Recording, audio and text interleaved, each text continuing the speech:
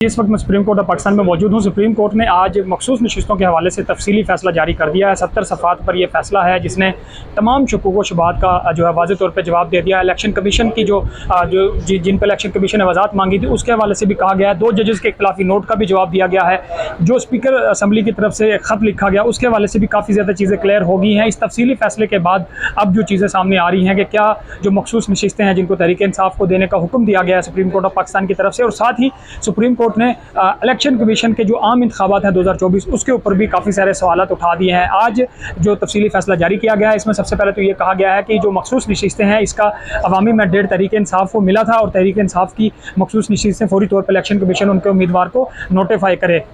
साथ में ये भी कहा गया कि 2 जजेस साहबान की तरफ से जो इख्तिलाफी नोट लिखा गया था जिसमें कहा गया था कि सुप्रीम कोर्ट का फैसला अगर इलेक्शन कमीशन चाहे तो उसके ऊपर अमल दरामद ना करे, उसके ऊपर भी कहा गया कि 2 जजेस ने अपनी जो इख्तियारात थे उनसे तजावुज़ किया और उनकी जो जिस तरह से उनका 2 इख्तिलाफी नोट सामने आया वो अफसोसनाक था। और साथ में ये भी कहा गया कि इलेक्शन कमीशन जो है 2024 के जो 8 फरवरी के इंतखाबात है जो सूरत हाल सामने नज़र आ रही है उसके मुताबिक वो इंतखाबात साफ़ और शफाफ कराने में नाकाम रहा है। ये सुप्रीम कोर्ट ऑफ पाकिस्तान के आज के तफसीली फैसले में कहा गया है। इसके अलावा ये भी कहा गया है कि चीफ इलेक्शन कमिश्नर की तरफ से और इलेक्शन कमीशन की तरफ से बैरिस्टर गौहर को चेयरमैन तहरीक इंसाफ ना तस्लीम करना हैरत अंगेज़ है। ये भी कहा गया है कि कोई भी सियासी जमात अगर उनसे इंतखाबी निशान ले लिया जाए तो सियासी जमात को जो आम इंतखाबात है उनसे बाहर नहीं किया जा सकता। इससे पहले भी जब एक शॉर्ट ऑर्डर आया था तो उसमें यही कहा गया था कि इलेक्शन कमीशन आज के फैसले में भी कहा गया है कि अगर कोई सियासी जमात रजिस्टर हो जाए तो उसको डी लिस्ट करने का इख्तियार नहीं रखता। और साथ में इलेक्शन कमीशन के आम तौर पर जब ये तब से वजाहत 4 सफ़ात पर सुप्रीम कोर्ट की तरफ से सामने आई थी तो उसके ऊपर चीफ जस्टिस काजी फाजिसा की तरफ से सवालात उठाए गए थे, उसका भी जवाब दे दिया गया है आज के तफसीली फैसले में। और ये कहा गया है कि जो सवालात उठाए गए हैं उसमें आज के फैसले में लिखा गया है कि इलेक्शन कमीशन को पैराग्राफ की समझ नहीं आ रही थी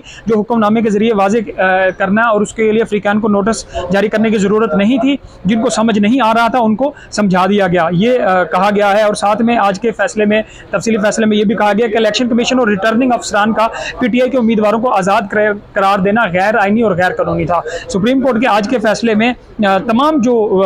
सवालात थे शकूक व शुबहात थे उसको दूर करने की कोशिश की गई है। अब ये सवाल पैदा हो रहा है कि क्या इस तफसीली फैसले पर अमल दरामद किया जाएगा, क्योंकि अब सुप्रीम कोर्ट और पार्लियामेंट के दरमियान फिर एक नई महाजराई जो है वो बढ़ जाएगी, क्योंकि स्पीकर कौमी असम्बली इससे पहले जो है पहले तो तहरीक इंसाफ को बतौर सियासी जमात ख़त्म कर चुका है और इलेक्शन कमीशन को भी ख़त लिख चुका है कि वो तहरीक इंसाफ को मखसूस नशिस्तें ना दें। उसके बाद ये तफसीली फैसला जो है इंतहाई अहमियत का हामिल है। अब देखना ये होगा कि इसके ऊपर हुकूमत या इलेक्शन कमीशन अमल दरामद करते हैं या नहीं, लेकिन आज के इस तफसीली फैसले में इलेक्शन कमीशन और उनके इंतखाबात पर बहुत बड़ा सवाल उठाया गया है। और ये भी कहा गया है कि तहरीक इंसाफ का ये कहा जा रहा था कि वो बतौर फ्रीक नहीं थी इस केस में, तो सुप्रीम कोर्ट की तरफ से कहा गया कि बज़ाहिर जो तहरीक इंसाफ थी वो सियासी जमात उनके फ्रीक थी और इलेक्शन कमीशन जो है उसका काम सिर्फ साफ और शफाफ इंतखाबात कराना है। तो ये आज के तफसीली फैसले में मुख्तलिफ लिहाज से जो है कहा गया